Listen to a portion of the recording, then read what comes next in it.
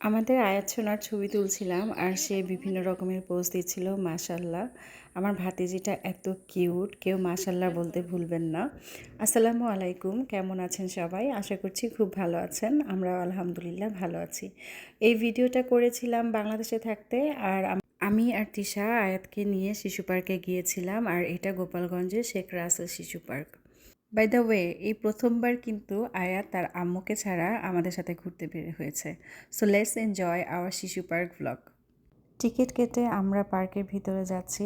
আর একটা কথা বলে রাখি, সেটা হচ্ছে আয়াত কিন্তু কখনোই কোনো রাইডে চড়েনি, ও একটু ভয় পায়। তো দেখা যাক আজকে ও কী করে।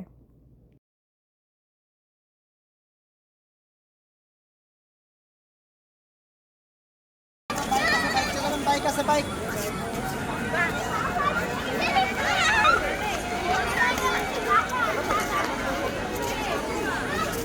গোপালগঞ্জের এই শিশু পার্কটা কিন্তু আমাদের মৌলভীপাড়ার বাসা থেকে অনেকটাই কাছে। আগে অনেকবারই আমরা এসেছি, কিন্তু তখন এত রাইড ছিল না।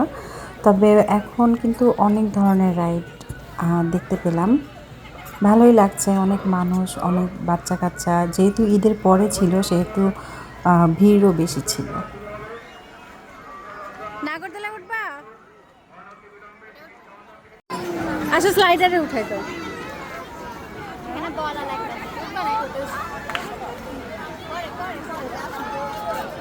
কি বেলুন? ওইদিকে আরো আছে মুম্মা, চলো দেখে আসি কি কি আছে। ওই যে দোলনা আছে। এই গাড়িটা ওখানে চলো। আচ্ছা, গাড়িটা ওঠো। তিশা পাপড় খাবা? কে অনেকক্ষণ ধরেই আমরা বোঝাচ্ছিলাম রাইডে ওঠার জন্য, কিন্তু কোনোভাবেই রাজি হচ্ছে না। তো ওকে একটু নর্মাল করার জন্য ফার্স্টে এখানে একটা দোলনা পেলাম, তো ওই দোলনাতে বসিয়ে দিয়েছি। ও আবার দোলনা খুব পছন্দ করে।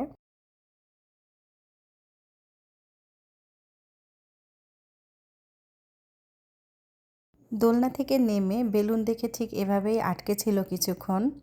আর এই সুযোগে আমিও ওকে প্রমিস করেছি যে যদি ও রাইডে ওঠে তাহলে ওকে বেলুন কিনে দেওয়া হবে। তো ও একটু একটু রাজি হয়েছে, তো দেখা যাক কি করে। এরপর একটা রাইডের কাছে আমরা এসে দাঁড়িয়ে ওকে অনেকক্ষণ বোঝালাম, এবং বোঝানোর পর প্রথমবারের মতো সে এই রাইডটাতে ওঠার জন্য রাজি হলো।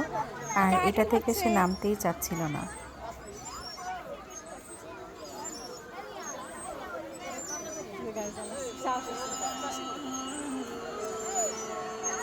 মুম্মা, আয়াত।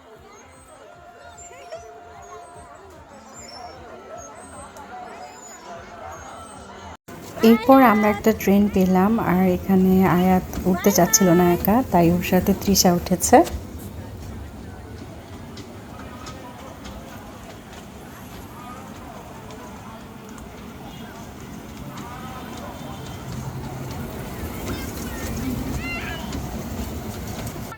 আর এবার যে রাইডটাতে উঠেছি এটা আমারও ভীষণ পছন্দের, আর যার কারণে লোভ সামলাতে না পেরে আমিও উঠে বসেছি। তো আয়াত আর তৃষা পিছনে আর আমি সামনে ছিলাম। আর এবার আমরা চলে এসেছি বাচ্চাদের সবচাইতে পছন্দের যে রাইডটা থাকে শিশু পার্কে, সেটার কাছে। এখানে এত পরিমাণে ভিড় ছিল, আমাদের লাইনে দাঁড়িয়ে থাকতে হয়েছে প্রায় 20 মিনিট, এবং তারপর আয়াত উঠতে পেরেছিল। এবং অ্যাজ ইউজুয়াল ওর সাথে তৃষা ছিল। তৃষা থাকলেও সব কিছুতেই অনেক সাহস পায়। আর এই দিন এত গরম ছিল যেটা কল্পনার বাইরে।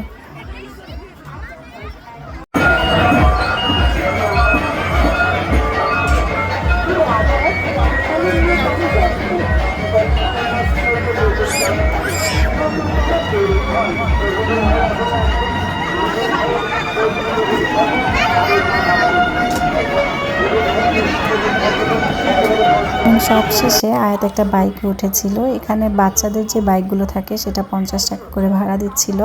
মাত্র কয়েকটা রাইডে চড়েই ওর এতটা সাহস হয়ে যাবে আমি এটা চিন্তাও করতে পারি নাই। তো যাই হোক, আমরা সেদিন অনেক মজা করেছিলাম এবং আয়াত অনেক বেশি এনজয় করেছিল আলহামদুলিল্লাহ।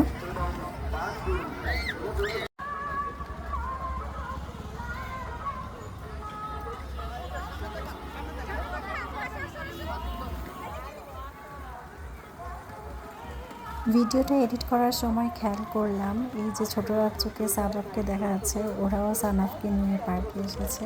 যদিও ওই দিন আমাদের সাথে দেখা হয়নি চাচুদের, কিন্তু পরবর্তীতে জেনেছি চাচুরাও শিশু পার্কে গিয়েছিল। তো যাই হোক, আমরা এখন বের হয়ে যাব এখান থেকে, তারপর আয়াতকে নিয়ে কোথাও একটু খেতে বসবো। অ্যান্ড অ্যাজ আই প্রমিসড, আমি কিন্তু আয়াতের জন্য বেলুন কিনেছিলাম। তো আমার আজকের ব্লগটা আমি এখানেই শেষ করছি। আবার নতুন একটা ব্লগ নিয়ে চলে আসবো। সেই পর্যন্ত সবাই ভালো থাকবেন, সুস্থ থাকবেন, আমাদের জন্য দোয়া করবেন। আল্লাহ হাফেজ। এটা কোনে করে খারাপ এটা খাওয়া হ্যাঁ এটা ফ্রেঞ্চ ফ্রাই আছে ওকে